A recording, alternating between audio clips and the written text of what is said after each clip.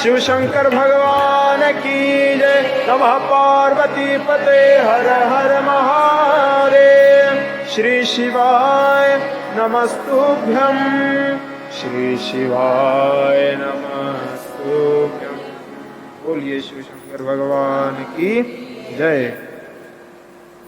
शिव जी महाराज के चरित्र की कथा सुनकर देवराज जैसा पतित परम धाम को प्राप्त हुआ। और ऐसी ही दूसरी कथा में प्रवेश श्री सूत जी महाराज करते हैं। देखिए कथा का अर्थ क्या है।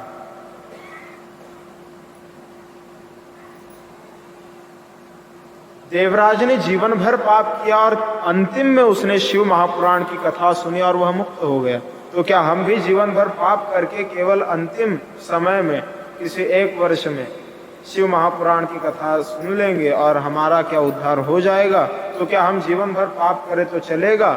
तो क्या यह कथा यह संदेश देती कि जीवन भर पाप करो और फिर शिव महापुराण की कथा सुनो? नहीं।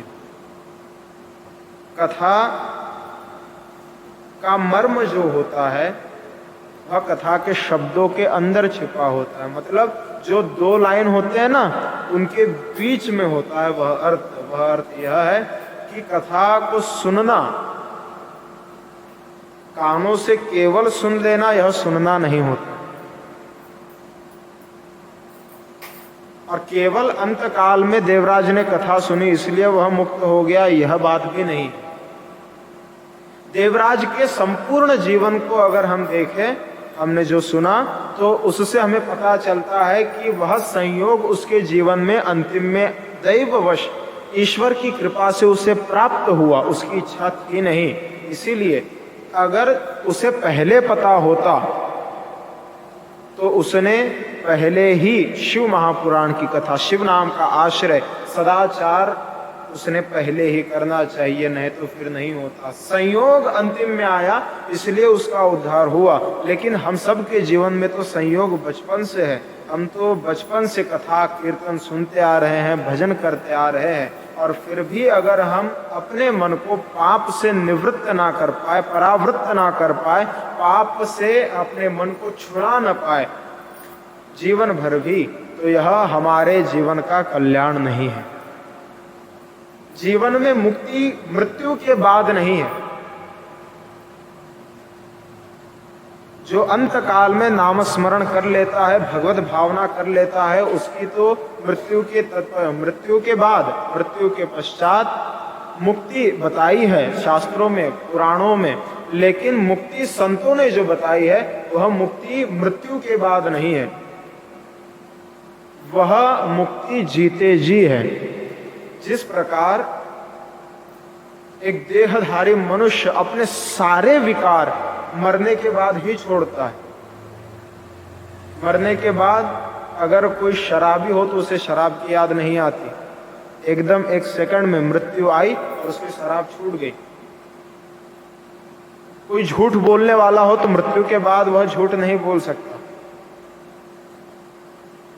कोई किसी पाप कर्म में अगर प्रवृत्त है जीवन में, तो मृत्यु के बाद वह उस पाप कर्म में प्रवृत्त नहीं रहता, उसका देह शिथिल हो जाता है।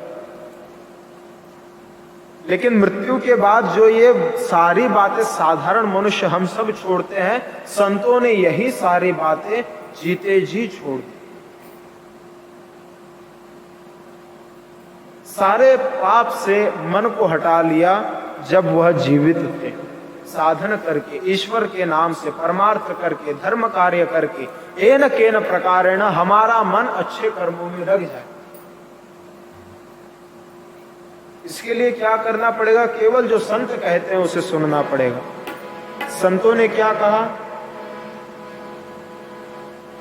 सदग्रंथ सद आचार से, सदग्रंथ और सदाचार से, सदग्रंथ सद आचार से, सत्संग से कर शुद्ध मन,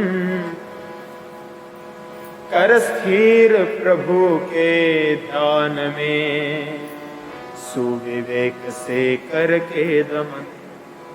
सदग्रंथ, सदाचार और सत्संग से अपने मन को शुद्ध बनाना है।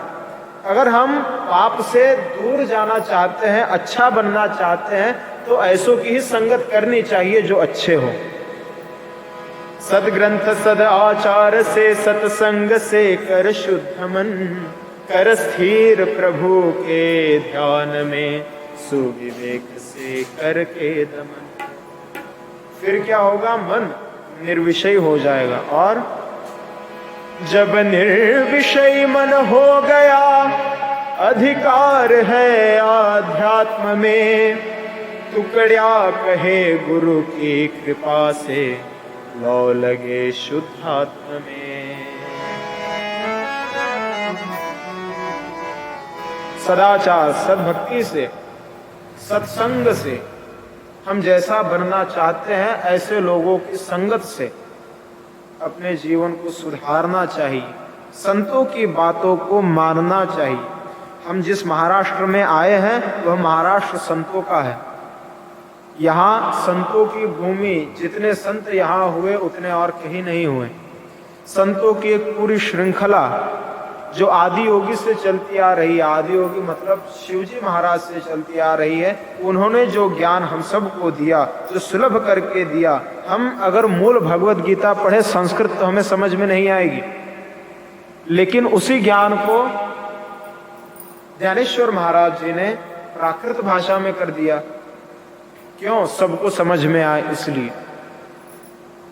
उसी ज्ञान को जब भाषा में थोड़ा अंतर आ गया, तुकाराम महाराज जी ने गाथा रूप में प्रकट किया कि लोगों की जो भाषा है उस भाषा में उन्हें वही ज्ञान मिले जो संस्कृत में पूर्व ऋषि मुनियों ने, भगवान ने बताया। और उसके बाद और भाषाएं सरल होती गई। आज अगर हम तुकाराम महाराज जी का कोई अभंग पढ़ते हैं तो पूरी तरह हम उसे समझ नहीं पाते, क्योंकि भाषा बदल गई। तो भाषा जब बदल गई तब राष्ट्र संत तुकडोजी महाराज जी ने उसी ज्ञान को और सरल करते हुए श्रीमद् श्री ग्राम गीता ग्रंथ हम सब के उद्धार के लिए लिखा कि वही ज्ञान जो भगवान ने कहा, उस ज्ञान को समझने के लिए अभी के लोग उतने संस्कृत के विद्वान नहीं है, इसीलिए मराठी में समझो, अपनी भाषा में समझो, लेकिन समझने में कोई महत्वता नहीं है। समझकर अगर हम वैसा चले तो उस ज्ञान को महत्व है। इसीलिए उस ज्ञान को हम जब सुनते हैं तो वैसा आचरण करना चाहिए, उसे कहते हैं सुनना। कोई छोटा बच्चा है आपके घर में खेल रहा है, आपने उसको 10 रुपए दिए, जाओ चाय पत्ती लेके आओ, फिर भी वह खेल रहा है, आपने फिर कहा, फिर भी वह खेल रहा है, उसने नहीं माना। आप उसके बाद उसे कहते हैं कि तू हमारी बात सुनता नहीं, तो इसका मतलब वह बहरा है क्या? उसने बात सुनी है, लेकिन जो हमने कहा उसने वैसा किया नहीं, इसलिए हम कहते हैं कि उसने सुना नहीं।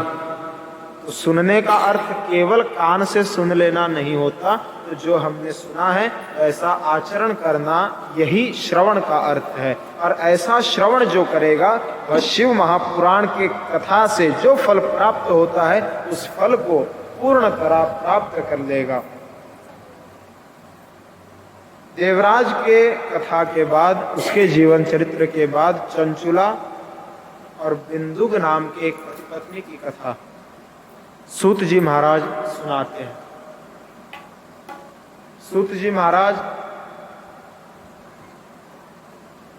जो केवल 20 वर्ष की आयु के हैं, कहते हैं एक और समुद्र के निकट में एक देश, समुद्र निकटे देशे ग्रामो बाष्कल संजकः, एक गांव था जिसका नाम था बाष्कल। बाष्कल नाम के गांव में सभी ब्राह्मण लोग रहते, और सभी ब्राह्मण लोग दुराचार में ही रहते, अच्छे कर्म कोई नहीं करता था, सभी बुरे कर्म में प्रवृत्त थे। ऐसे उस गांव में एक ब्राह्मण था, उसका नाम था बिंदुक। उस बिंदुक ब्राह्मण की एक पत्नी थी, उसका नाम था चंचुला। सारे ब्राह्मण, सारी स्त्रियां उस गांव की बुरे कर्मों में रत थी, लेकिन चंचुला जो थी वह पतिव्रता थी। वह पति परायण थी, उसको पतिव्रत धर्म आचरण करना, सदाचार करना अच्छा लगता था, वह सदाचारी थी। केवल एक उस पूरे गांव में उसका पति बिंदु फिर भी उसे महत्व नहीं देता था। बाहर ही खाना, बाहर ही रहना, वह घर में नहीं आता था और बाहर भी जुआ खेलना, परस्त्री सक्त मानस उसका था। ऐसे सारे कर्म करते करते वह ब्राह्मण अपने घर की ओर ध्यान न देकर बाहर ही ज्यादातर रहने लगा। उसकी पत्नी चंचुला जो सदाचारी थी, लेकिन पति के प्रभाव से, पति हमारा दुराचारी है, तो उसके प्रभाव से वह, उसका मन भी पाप में आसक्त होने लगा। वह सोचने लगी कि हम ठीक रहते हैं, हमारे पति ही ठीक नहीं है, तो क्यों ना हम भी वैसा बनकर हम भी सुख से रहें। तो वह दुराचार में रत होने लगी, वह भी दुष्कृत्य करने लगी। और एक बार उसके पति बिंदुक ने उसे दुष्कर्म करते हुए देख लिया और देखने के बाद वह तुरंत क्रोध से अंदर गया। अपने पत्नी को उसने बहुत मारा। पत्नी को मारने के बाद पत्नी डरी नहीं, चंचुला ने निर्भीक होकर, निडर होकर अपने पति से कहा कि अरे तुम ही तो हो जो मुझे पाप कर्म करने में मदद करते हो, तुम ही तो हो जो मुझे पाप कर्म करने में प्रवृत्त करते हो कि जाओ तुम भी पाप करो। तुम्हारे प्रभाव से मैं पाप कर्म में प्रवृत्त हुई, मैं तो पहले से सदाचार में रहती थी, तुम ही तो खुद बाहर जाते हो और बाहर ही रहते हो, कभी घर की ओर तुमने ध्यान नहीं दिया, इसलिए मुझे यह सब करना पड़ा। तो यह दोनों पति पत्नी आपस में सुलह कर लेते हैं।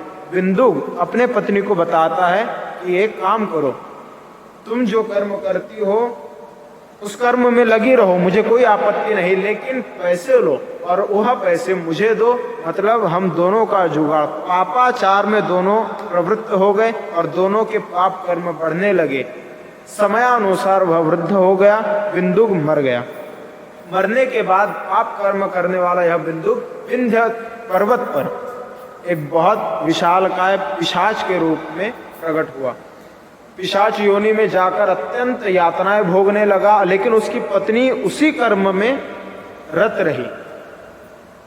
कई दिनों बाद जब वह उसका यौवन ढलने लगा, तब फिर वह भी उस कर्म को छोड़ने लगी और अपने सगे संबंधियों के साथ रहने लगी।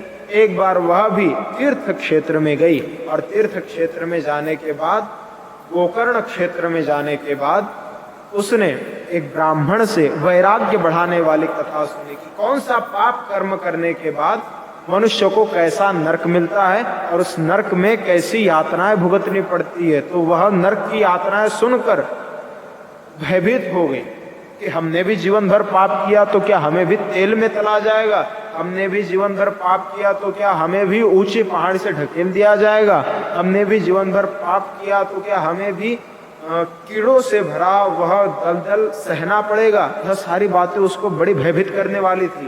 ब्राह्मण कथा बताने के बाद वहां से जाने लगे और सारे सगे संबंधी भी ब्राह्मण जी का दर्शन लेकर जाने लगे, लेकिन इसके मन में बड़ी उथल पुथल थी कि हम कैसे भी करके ब्राह्मण जी से पूछना है कि मैंने भी पाप कर्म किए हैं, उन पाप कर्मों का मैं कैसे फल टालूं, उन पाप कर्मों का फल मुझे ना मिले, मुझे भी सद्गति प्राप्त हो। क्या ऐसा कोई कर्म है जिसे करने के बाद मेरे जितने पाप कर्म हैं वो सब भस्मीभूत हो जाए? तो फिर इस पर उत्तर दिया कि हाँ है। और वह क्या है? तो बोले एक काम करो, श्री शिव महापुराण की कथा को सुनो, शिव जी का नाम स्मरण करो। शिव जी के नाम में वो शक्ति है जो और किसी में नहीं है। तुम जीवन में उतने पाप भी नहीं कर सकती जितने पाप शिव जी का एक नाम नष्ट कर देता है। अघमासु हन्तितः,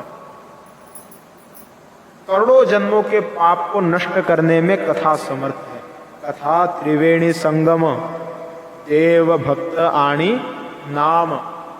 कथा त्रिवेणी संगम है जिसमें देव मतलब ईश्वर, भक्त और उनका नाम है।